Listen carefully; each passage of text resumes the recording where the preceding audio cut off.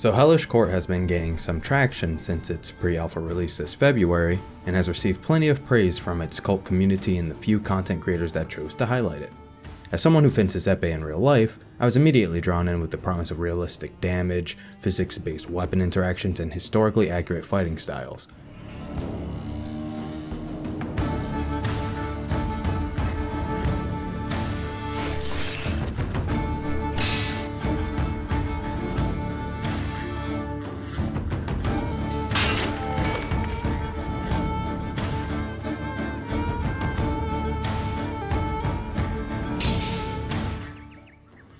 And it seems I'm not alone, as a sizable portion of the community happen to be fencers and HEMA practitioners in real life as well, which is cool to see. It seems we've all gone a bit nuts without our regular tournaments and clubs, so virtual fencing it is. But how is Hellish Quart? How close is it to fencing? Could it see competitive growth? Well, the TLDR is good, pretty, and maybe. With that said, the developers have called the most recent release a pre-alpha, so be aware that the game will most likely change in the future.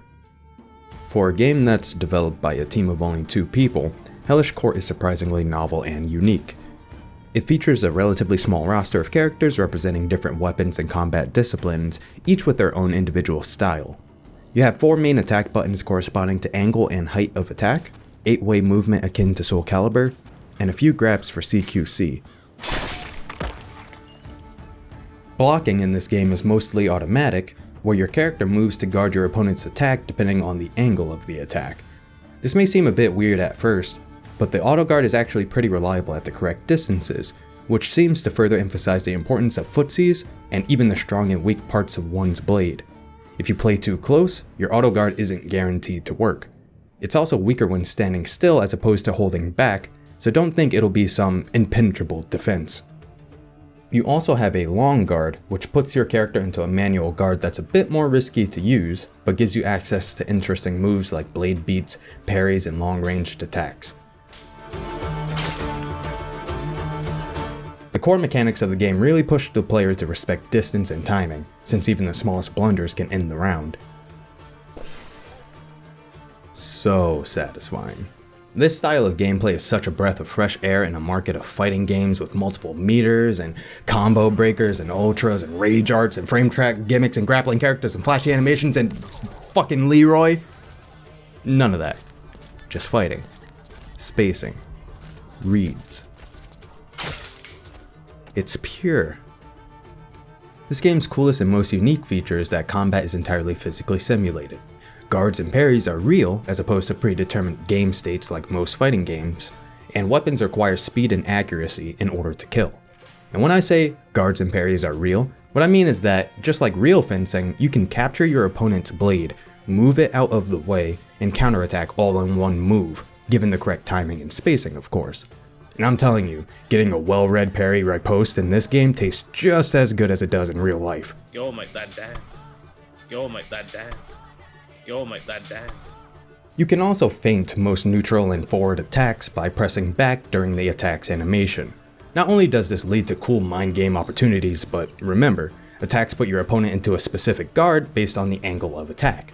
You can feint an attack from one angle, then immediately attack another, exposing your opponent's defense if they're caught unaware.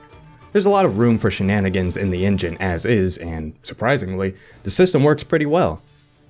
When it works pretty well.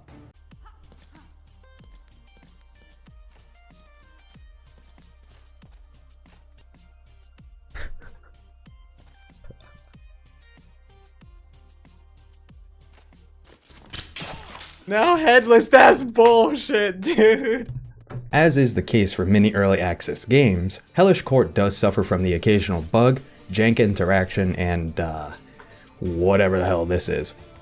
Every once in a while, something will happen and you'll be left scratching your head like, the hell just happened?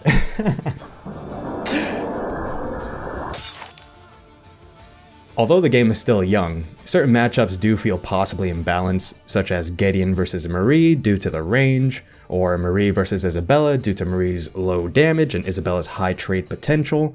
It'll be fun to see these matchups evolve as time goes on, but no matchup so far feels impossible either, which is really good from such a small team. But if you're experiencing jank interactions with the game, or if it feels a bit sluggish, make sure to double check that the physics engine is synced with your game's frame rate. All in all, Hellish Quart is surprisingly interesting, compelling, and unique in the current landscape of fighting games. The gameplay is fast and relatively simple, attacks are incredibly dangerous, and the only quote-unquote meter you have to manage is your stamina. This game stands out against the chaos that other fighting games can become, which is a nice change of pace. There's also enough variety in the characters that you'll most likely enjoy playing at least one of them, and the developer has plans to add a few more characters and an entire story mode as well. By the time you're watching this video, I'll have around 100 hours in Hellish Quart, and I think that says a lot, especially given how recently the game was released.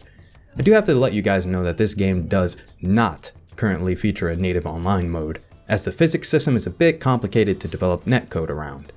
For now, most players play online via Steam Remote Play or Parsec, a third-party application that connects players via audio-visual streaming. This solution isn't exactly optimal, but if you're in the same region as your opponent, then Steam Remote Play and Parsec should be viable options to play Hellish Quart online. With all of that said, I highly recommend trying the game out. If one of your friends bought the game, see if they'll play with you via Steam Remote Play or Parsec. The developer, Kobold, seems to be working incredibly hard on this project, and I think that deserves some recognition.